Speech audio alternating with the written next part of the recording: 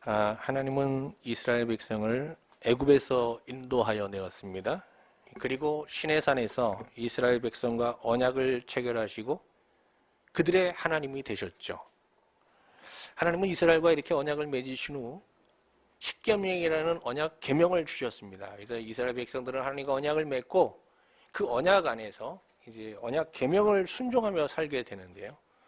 이렇게 언약 계명을 순종하며 언약 안에 살 때 하나님은 그들을 목자가 양을 돌보듯이, 완전한 왕이 백성을 돌보듯이, 아버지가 자식을 돌보듯이, 또 남편이 아내를 돌보듯이 완전한 사랑으로 돌보시겠다고 이제 약속하신 겁니다.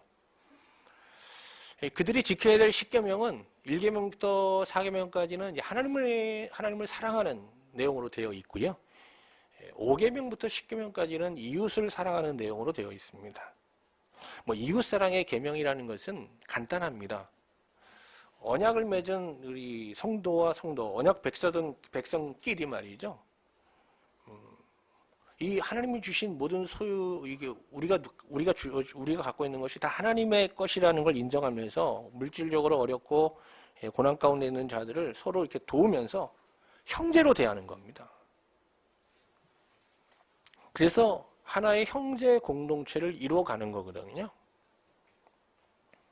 이런 전통에 따라서 야고보서에서 성도들을 형제라고 부릅니다. 내 형제, 또 어려운 가운데 있는 형제들한테는 낮은 형제라고 부르고요.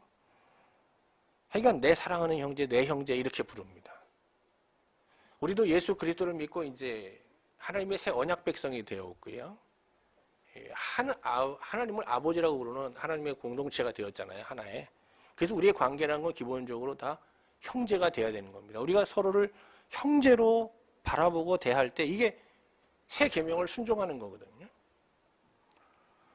우리 남자 여자를 떠나서 다 이 시간 같이 그런 의미에서 형제라고 한번 여러분들 서로를 한번 이렇게 바라보시면서 한번 부르시기 바랍니다. 한번 해보겠습니다. 형제님.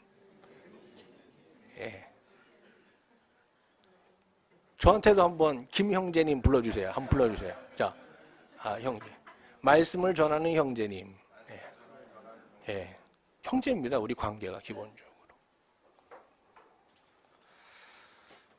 그런데 야고보서에 보면 이 야고보가 지금 야고보서를 쓰는 그 교회 안에는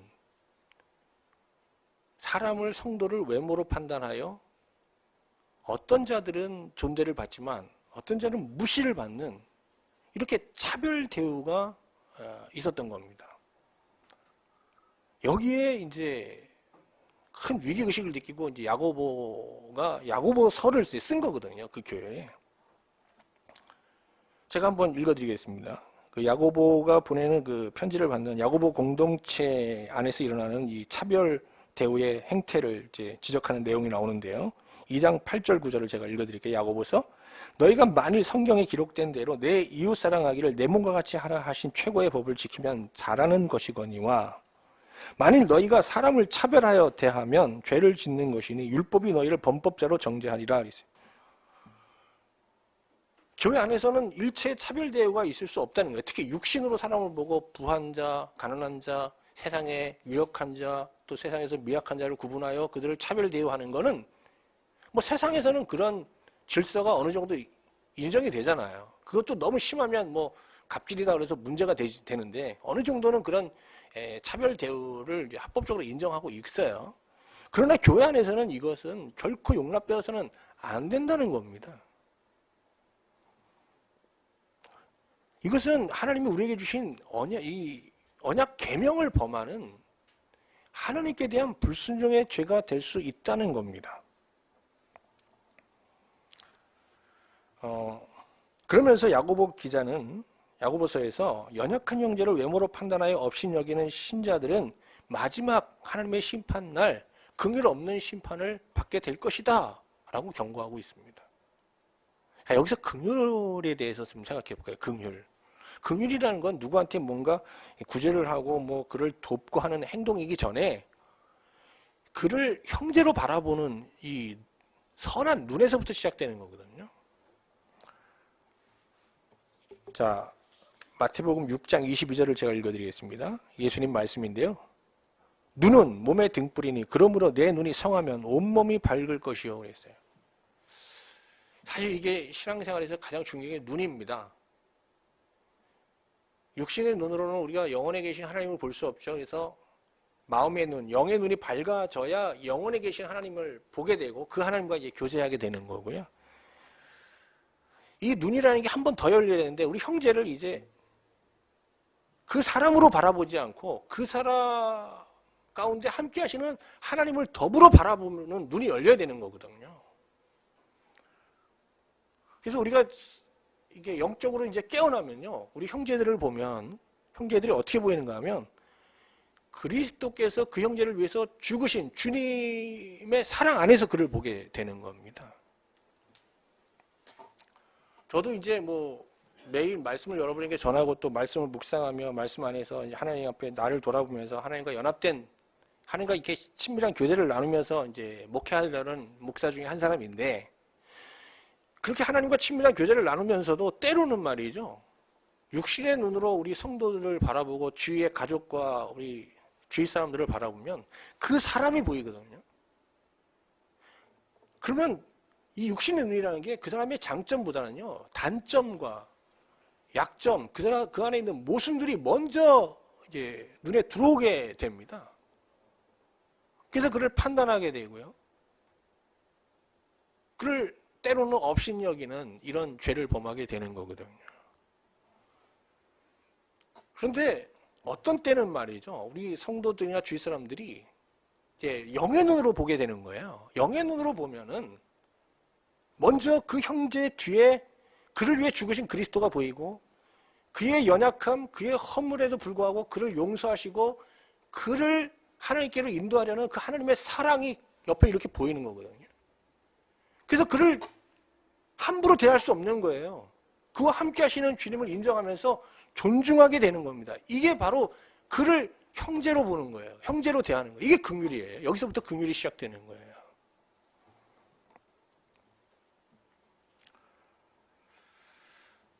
그런데 예수님께서는 우리의 이 이웃사랑의 계명을요. 신의 산의 이웃사랑의 계명을 조금 더 확대하셨어요. 자, 유대인들은 기본적으로 하나님과 언약을 맺은 언약 백성을 이웃으로 형제로 대하면 됩니다. 그런데 예수님께서는 이 세상에 소외된 자들까지 우리가 형제로 대해야 될 이웃으로 좀 확대하셨어요. 그래서 이제 마태복음 25장에 보면 양과 염소의 비유가 나오잖아요. 여기 보면은 이제 마지막 심판날 예수님께서 어떤 자는 오른쪽에, 어떤 자는 왼쪽으로 이렇게 나눈단 말이에요. 오른쪽에 있는 자들은 이제 양으로 분류된 사람들이에요. 의인으로. 그들을 구원했을 때 그들이 물어봅니다. 우리를 왜 구원하느냐? 그랬을 때 너희가 세상에 줄이고 목마르고 홀로 되고 헐벗고 병들고 옥에 갇힌 자들을 돕지 않았느냐? 그랬어요. 그들을 도운 것이 곧 나를 도운 것이다 라고 얘기한 거예요. 그들을 형제로 대했을 때 그것은 바로 나를 섬긴 거다 라고 인정해 주신 거예요. 그래서 복음을 믿고 이제 하나님의 새 언약 백성이 된 자들은 교회 안에서 이제 이 형제 사랑을 실천할 뿐만 아니라 이 형제 사랑의 계명을 확대해야 되는 거거든요. 특히 이 세상에 소외된 자들, 헐벗은 자들, 버림받은 자들, 억울해하는 자들, 이런 자들에게 관심을 가져야 되는 겁니다. 그들을 우리가 형제로 바라보고 형제로 대할 때 미약하지만 그들에게 물질적으로 그들을 섬기고 마음으로 그들을 위로하고 그들과 아픔을 함께 나눌 때 이것은 곧 그리스도께 하는 신앙의 행위로 인정되는 거예요.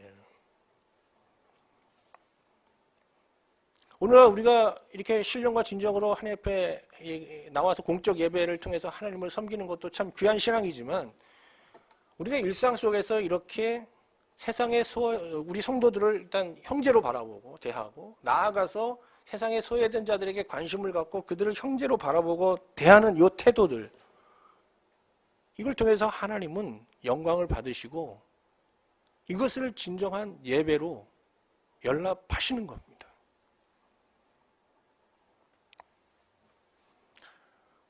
지난주 우리는 이제 다윗이 블레셋 사람 골리앗을 죽이고 승리한 내용을 살펴보았죠.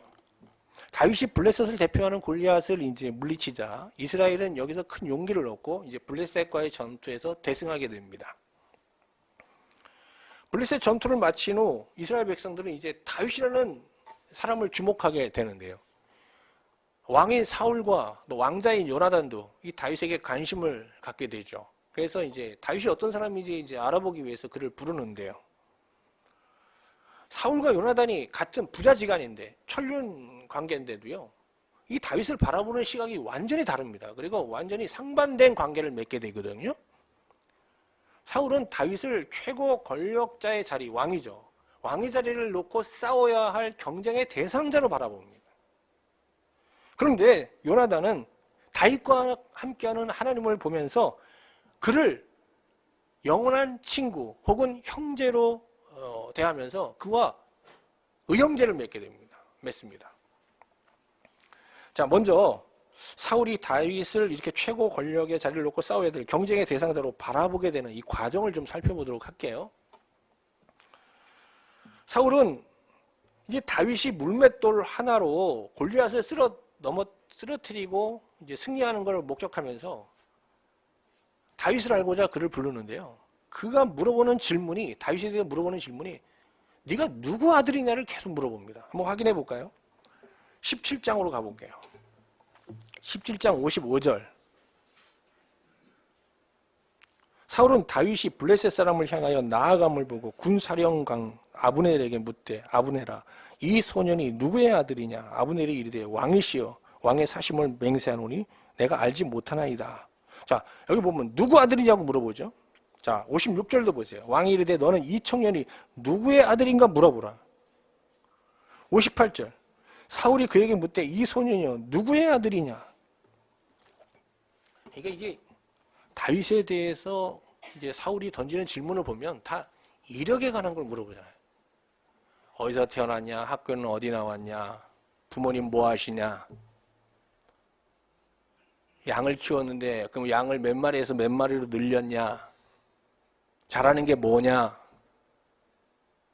학교 다닐 때 뭐 교우 관계는 어땠냐? 뭐 다 이런 거예요, 그냥. 왜? 사울의 눈이 볼 수 있는 수준이 영의 눈이 감겨지고 육신의 눈만 밝아진 상태에 있는 거거든요.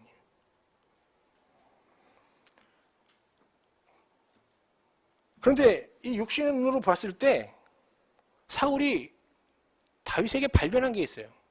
바로 용사의 자질을 본 거예요. 용사의 자질을. 그래서 그를 곁에 두고 이제 군 장교로 임명한 상태에서 지금으로 따지면 군대 계급으로 지금으로 얘기하면 한 중위 정도 줬었던 것 같아요. 중위 뭐 소위 아니면 중위죠. 그래서 전쟁터에 내보내는데 계속 이게 전쟁에서 승리하고 돌아오거든요.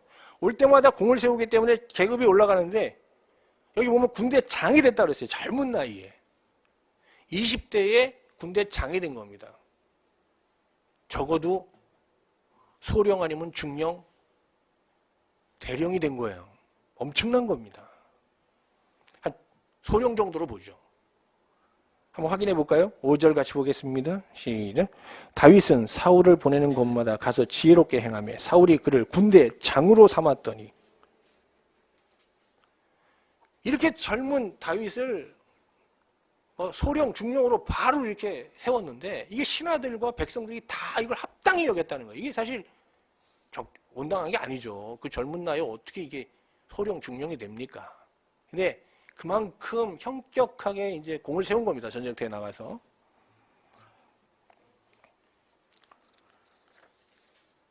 그런데 군대 장이 되자 이제 다윗이 전쟁터에 나가서 더 큰 승리를 이제 쟁취하고 돌아오게 되거든요.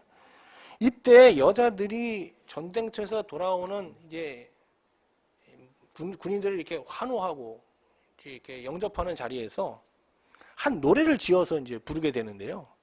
그들이 이제 소고와 경세를 치면서 사울이 죽인 자는 천천히요, 다윗이 죽인 자는 만만히로다 하면서 사울 왕과 다윗을 동시에 칭송하는데 사울보다 다윗을 더 높인 거예요. 이 노래를 듣고 이제 사울이 속된 말로 열이 받은 겁니다. 그러면서 다윗을 그때 어떻게 보기 시작하는가 하면 저놈이 내 왕자의 자리를 빼앗을 위험한 자다라고 생각하는 겁니다.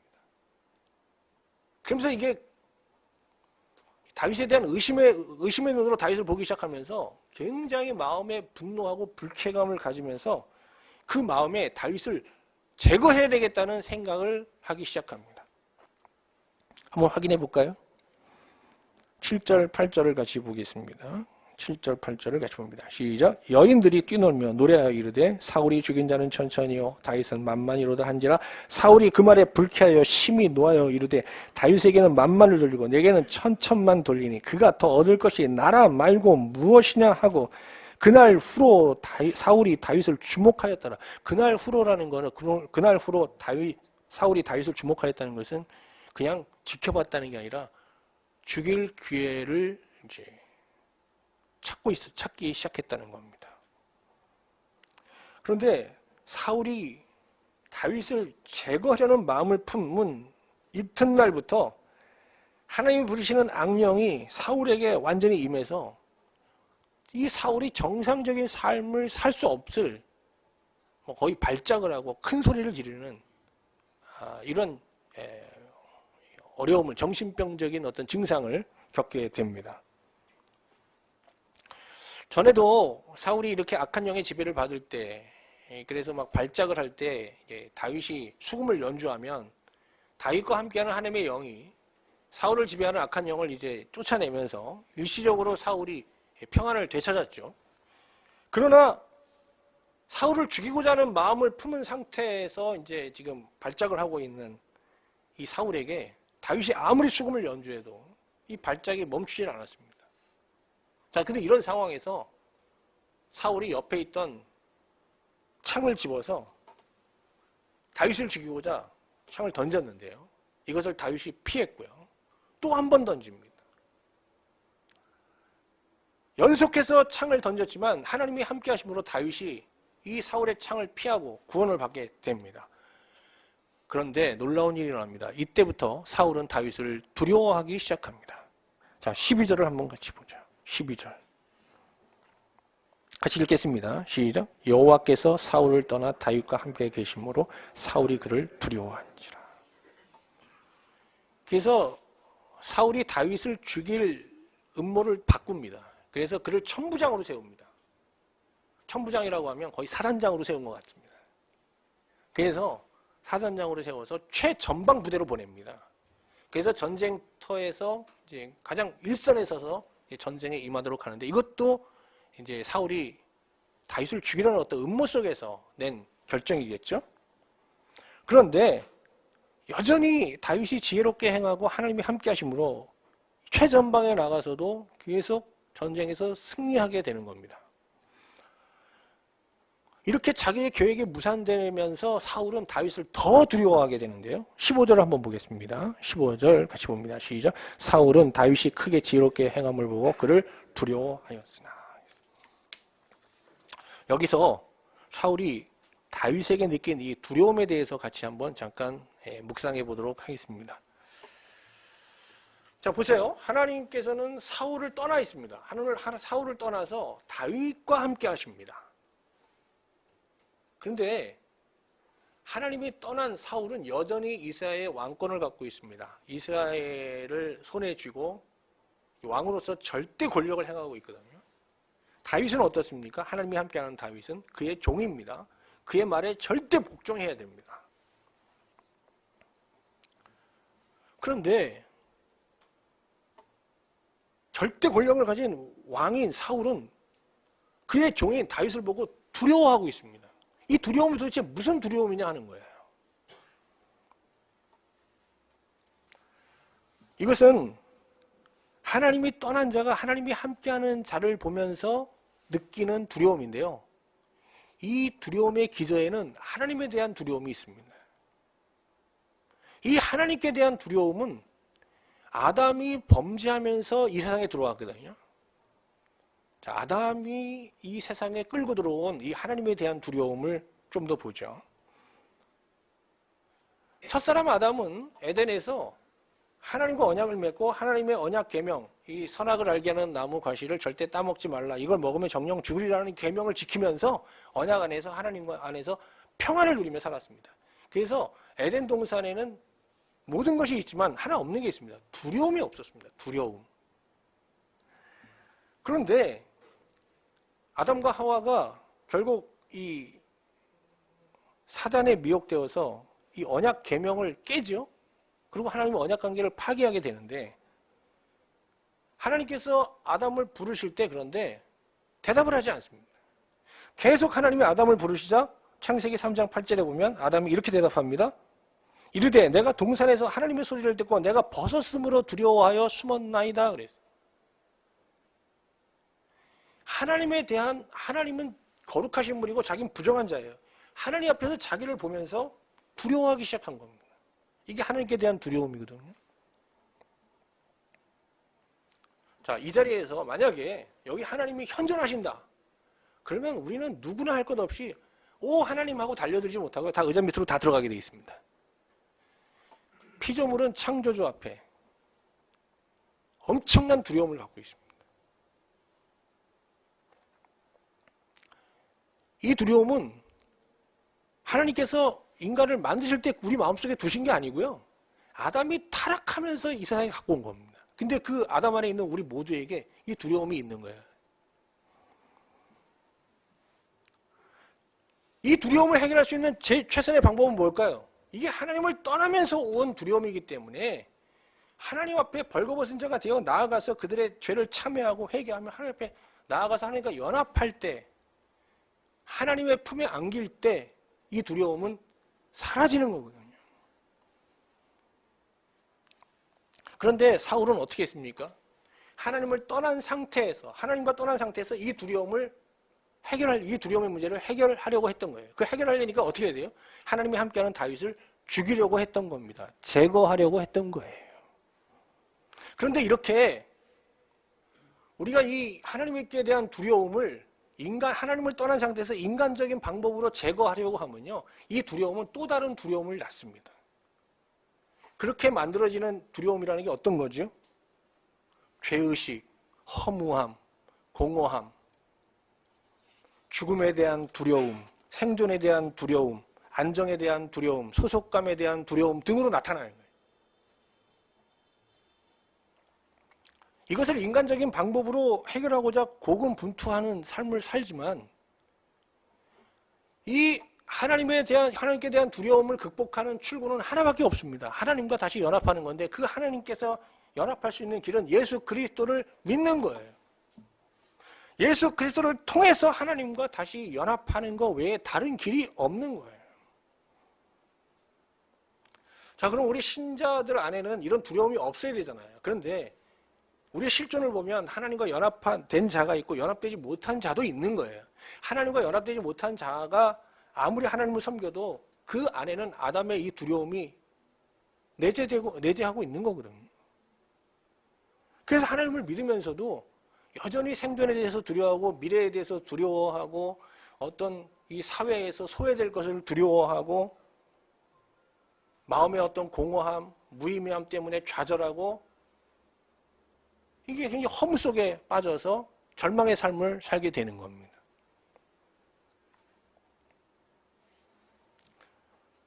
그런데 하나님께서는 이 두려움으로부터 우리를 구원하시기 위해서 우리를 극한 두려움의 상황으로 사실은 내모시는 거거든요. 자, 욥을 한번 보세요. 욥은 하나님을 섬겼어요. 하나님을 섬겼지만 하나님과 연합되어 있지 못했어요. 그래서 그 안에는 두려움이 상존하고 있었거든요. 어떤 두려움일까요? 하나님을 섬겨서 명성을 얻었고 자녀들이 잘 되는 축복을 얻었고 또 부유한 자가 되었고 세상에서 유력한 자의 지위를 누리고 있었단 말이에요. 그가 하나님께서 주신 이 모든 것들을 잃을 것에 대한 두려움을 갖고 있었어요. 그런데 그가 두려워하던 게 그대로 하나씩 임하기 시작한 거예요. 그때 욥기 3장 25절에서 욥이 이런 고백을 합니다. 잘 들어보세요. 내가 두려워하는 그것이 내게 임하고 내가 무서워하는 그것이 내 몸에 미쳤구나. 자, 욥이 하나님을 잘 섬길 때 그 마음에 뭐가 있었다는 거예요? 두려움이 가득했다는 거예요. 이 두려움에서 근데 구원하기 위해서 하나님께서 어떻게 해요? 그가 두려워하던 대로 되게 하신 거예요. 이 자리에서 욥은 자기가 하나님과 실존적으로 분리되어 있다는 것을 알았고 하나님을 믿는 믿음을 표방하고 살았지만 실제로 그는 하나님과 연합되지 못한 자였다는 것을 인정하면서 참회하고 회개하는데 그게 티끌과 재의 자리에서 이제 엎드리는 겁니다. 그때 눈이 열리잖아요. 그래서 귀로만 듣던 하나님을 보게 되는데요. 하나님과 연합되게 되었다는 겁니다. 그 안에 이제 그를 지배하고 있던 두려움이 사라지게 됩니다. 이게 욥기 얘기거든요. 그래서 요한 1서 4장 18절에서 사도 요한이 이런 말을 하죠. 한번 잘 들어보세요. 사랑 안에는 두려움이 없고 온전한 사랑이 두려움을 내쫓나니 두려움에는 형벌이 있음이라 두려워하는 자는 사랑 안에서 온전히 이루지 못하였느니라 그랬어요. 두려움이라는 게 우리 신앙의 바로미터가 된다는 거예요. 내가 하나님을 섬기는데 앉으면 어떤 생존에 대한 어떤 안정에 대한 두려움, 미래에 대한 두려움 속에 빠져 있어요.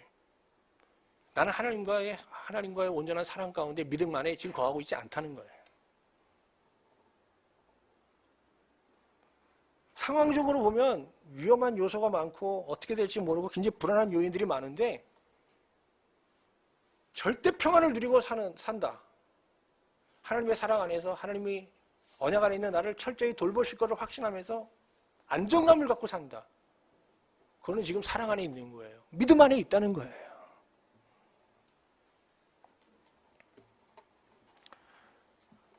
단언컨대 인간은 하나님의 사랑 안에 거할 때까지 이 근원적인 두려움으로부터 결코 해방될 수 없습니다. 여러분이 갖고 있는 그 두려움 자체들은 사실은 그 밑바닥에 하나님께 대한 두려움이 있는데요. 이 두려움을 하나님의 사랑 안에서 해결받으면 놀랍게도 우리가 갖고 있는 다양한 두려움들은요, 점점 사라집니다.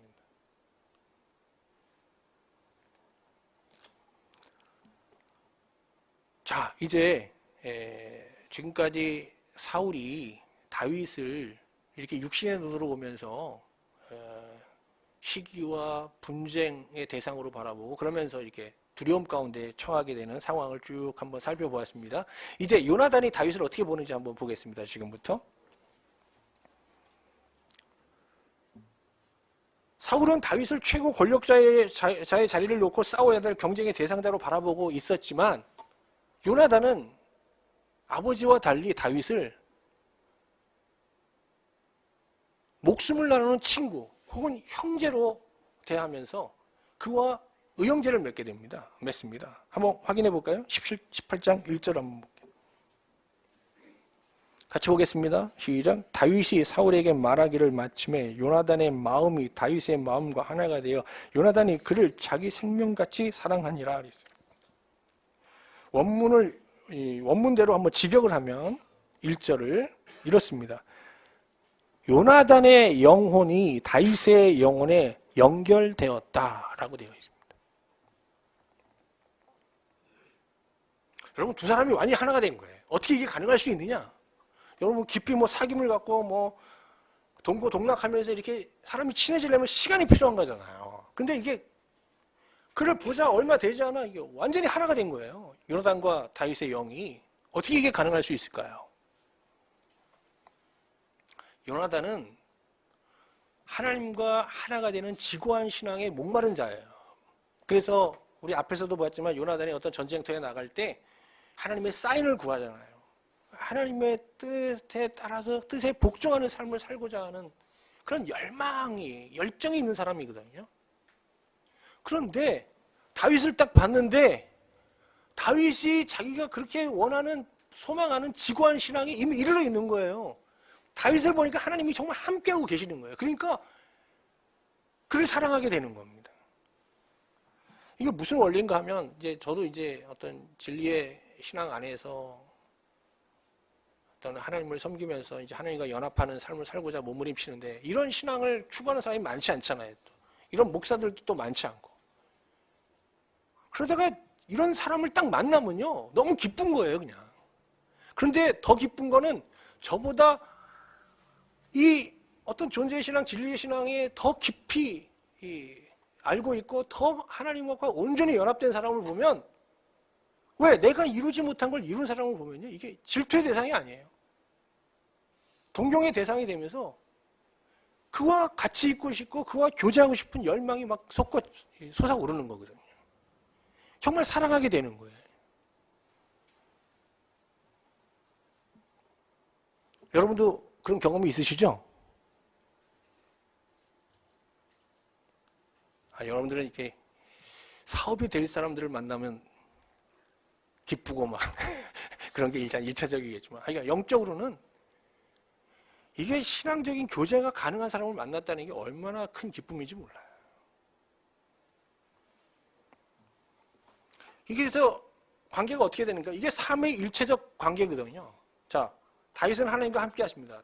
요나단도 하나님이 함께하는 삶을 추구하는 사람이에요. 그런데 하나님이 함께하는 사람을 보는데 연합되어 있잖아요. 그래서 이렇게 하나님을 통해서 그와 하나가 되면서 서로가 하나가 되는 거예요. 이게 삼위일체적 관계라고 하는 거예요.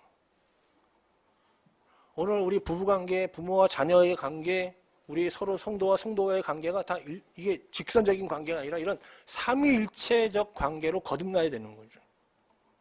그게 바로 하나님 나라거든요. 그런 삼위일체적 관계를, 교제를 나누는 공동체를 하나님의 나라라고 하는 겁니다. 그래서 다윗과 요나단이 같이 밥을 먹으면 그 자리에는 주님이 함께 하시는 거예요. 그래서 주님과 함께 밥 먹는 자리가 하나님 나라는 거거든요.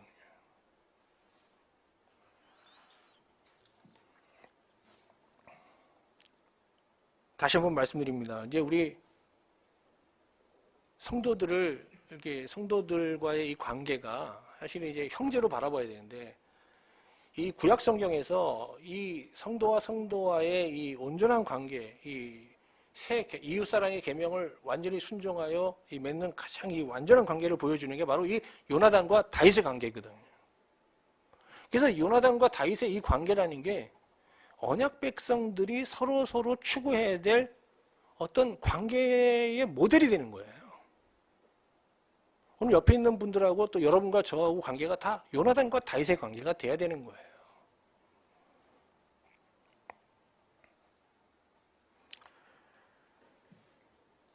이제 말씀을 마치겠습니다. 예수 그리스도는 하늘에 속한 분이십니다. 하나님의 아들이시고요. 근데 그가 이 세상에 오셔서 죽으심으로써 자기를 믿는 자에게 형제가 되어주시는 거예요. 그래서 예수님은 우리같이 비천한 자를 지고하신 분이 형제라고 부르는 걸 부끄러워하지 않습니다. 한번 볼까요? 히브리서 2장 11절입니다. 제가 읽어드리겠습니다. 거룩하게 하시는 이와 거룩하게 함을 입은 자들이 다 근원에서 난지라. 그러므로 형제라 부르기를 부끄러워하지 아니하시고. 제가 중학교 때 친한 친구가 있었는데요. 그 친구 집에 초대를 받았어요. 그 친구는 정말 판자촌에 살고 있었어요. 그런데 그걸 부끄러워하지 않고 나를 초대한 거예요, 집에. 집에 또 갔는데 그 동생이 장애자였어요. 태어나서 한 번도 밖에 나가지 못한 그런 정말 불행하게 태어난 친구였어요. 저는 그 자리에 그 집에 초대를 받고 굉장히 그 친구가 나를 깊이 신뢰하고 있구나라는 걸 생각하면서 고맙다는 뜻을 표했어요. 야, 너희 집에 나를 이렇게 초대해줘서 이런 걸 다 보여줘서 고맙다. 그랬더니 그 친구가 또 하는 말이 나는 너를 믿어 그랬어요. 그럼 믿는다는 게 뭘까요? 이런 여건들로 나를 판단하고 나를 대하지 않을 거라는 걸 믿는다는 거잖아요. 그래서 그 친구와 우리가 이렇게 언약을 맺었다니까요. 지금은 연락이 안 됩니다. 이게 제 한계예요.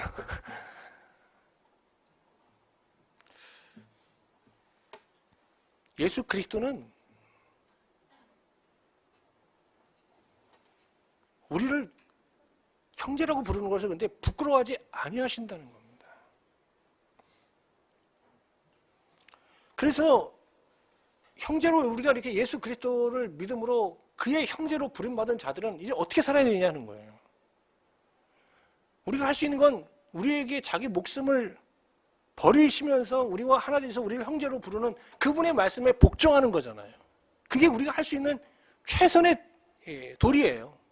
근데 그분이 우리에게 요구하는 건 뭔가 하면 너 나한테 잘해가 아니에요. 내가 너한테 이렇게 잘했으니까 너 나한테 잘해가 아니에요.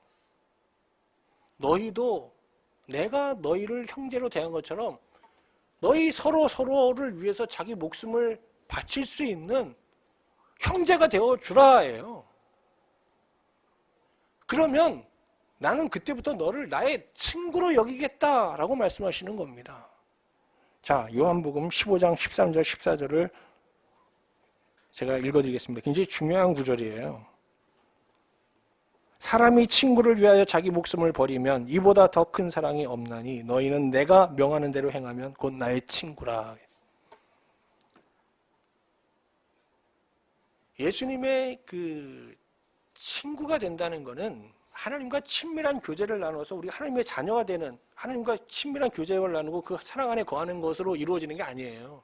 그 사랑을 받아서 그 사랑으로 형제를 바라보고 형제를 그 하나님의 사랑으로 대하면서 이 세상에서 소외되고 억울한 가운데 있고 정말 이렇게 비참한 상황에 있는 사람들을 형제로 대해 줄 때 우리가 예수 그리스도를 따라 본받아서 그때 예수님이 우리를 친구로 여겨주는 거예요. 친구처럼 대해 주시는 거예요.